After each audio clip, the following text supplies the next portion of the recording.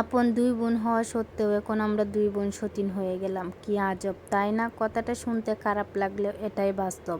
আমরা 5 বোন, বড় দুই বোনের বিয়ে হয়ে যায়, আমি 3 নাম্বার। আমার হাজব্যান্ড আমাদেরকে পারিবারিকভাবে দেখতে আসে, দেখার পরে পছন্দ হয় তাদের, তারপর আমাদের বিয়ে হয়। আমাদের সংসারটা ছিল অনেক সুখের, আমাদের সংসার ভালোই চলছিল। তার কিছুদিনের মধ্যে আমার গর্ভে সন্তান আসে।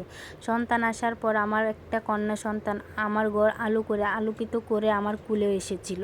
তখনও আমাদের সংসারটা বেশ ভালোই ছিল। তখন আমি আমার মায়ের কাছে চলে গেলাম, ওইখানেই থাকতাম বেশিরভাগ। আমার মায়ের বাসার পাশে আমরা একটা বাসা নিয়েছিলাম, এখানেই থাকতাম। আমার হাজব্যান্ডটি এখানে ব্যবসা করতো।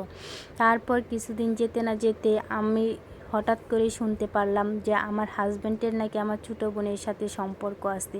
সেটা নিয়েও আমি অনেক কষ্ট পেয়ে আমার পরিবারকে জানাই। তারপর কিছুদিন যেতে না যেতে ওরা পালিয়ে গিয়ে বিয়ে করে ফেলে।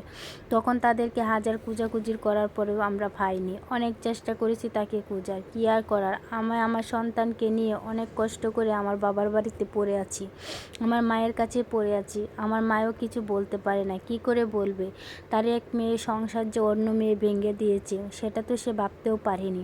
এভাবে দিন চলতে থাকে, আমার মেয়েটাও আস্তে আস্তে করে বড় হতে থাকে। কিছুদিন পর তারা আসে আবারও আমাদের কাছে। তো বাসায় আসার পরে আমার মা আমার বোনকে বলল, তুই তোর স্বামীকে ডিভোর্স দিয়ে দে, দেখ বড় বোনের সংসারটা এভাবে ভেঙে দিস না।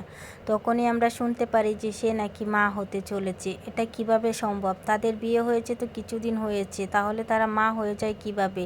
তাহলে কি তাদের সম্পর্কটা আগে থেকে এরকম হয়েছিল? তখন আমরা সবাই বুঝতে পারি যে সত্যি কথা, তাদের সম্পর্কটা আগে থেকে হয়েছিল, কিন্তু আমরা কেউ কখনো বুঝতেই পারিনি। আমরা তো ভেবেছিলাম তারা ভাই বোনের মতো সম্পর্কে থাকবে, কিন্তু না।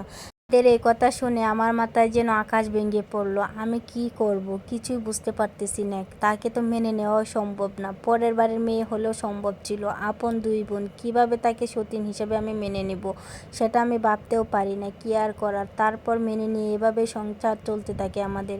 কিন্তু না, আমার ছোটো বোন চায় সবসময় আমার হাজব্যান্ড যেন তাদের সঙ্গেই থাকে, আমাদের কাছে যেন নাই আসতে পারে। কি আর করার, যাই হোক। এভাবে কিছুদিন যেতে না যেতে আমি আবারও মা হতে চললাম। এভাবে এমন করে করে আমার 3টা সন্তান হয়ে গেল, ওরও 2টা সন্তান হয়ে গেল।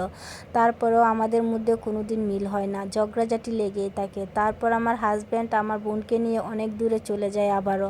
আমি আবারও একা হয়ে গেলাম। কি করার, একা একাই নিজের বাচ্চাগুলোকে মানুষ করতে হবে, তাই নিজে জীবন যুদ্ধে নেমে গেলাম। কিছু করার নেই, কি করব? নিজের আপন বোন হয়েও তো আমাদের সর্বনাশ করে ফেললো।